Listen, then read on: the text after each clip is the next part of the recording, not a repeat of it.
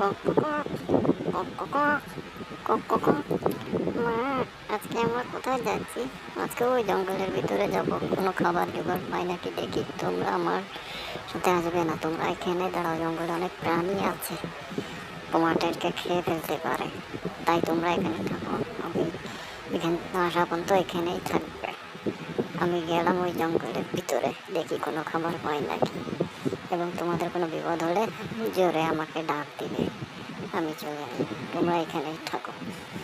এই বলো, বাচ্চাগুলো এখানে থাকতে লাগলো। পিপি পিপি পিপি। বিড়াল এসে তাদেরকে খানা দিল। মুরগি ছানা পাইছি, আজকে তোদের খাবোই। ম্যাও ম্যাও ম্যাও।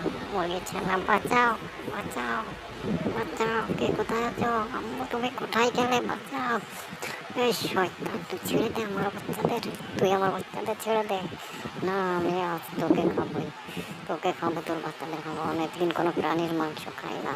ছেড়ে দে শয়তান, ছেড়ে দে। তুই আমার বাচ্চাদের মারিস না, ছেড়ে দে, ছেড়ে দে শয়তান। তোকে আমি মেরে ফেলবো, ছেড়ে দে। হ্যাঁ, তুই একটা মুরগি ছাড়া কি করবি? তুই মুরগির বাচ্চা, তোকে তো খাবোই তোর মধ্যে। এমন সময় এক গরু বসায় এসে বিড়ালটিকে গুতিয়ে গুতিয়ে মারতে লাগলো।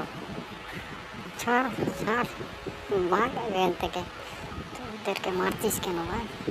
তখন মুরগি গরুকে জানালো, আপনাকে অনেক ধন্যবাদ, আপনি না থাকলে আজ ওরা আমাকে মেরে ফেলতো, বলে মুরগিটি তার বাচ্চাদের নিয়ে ঘরে ফিরে গেল।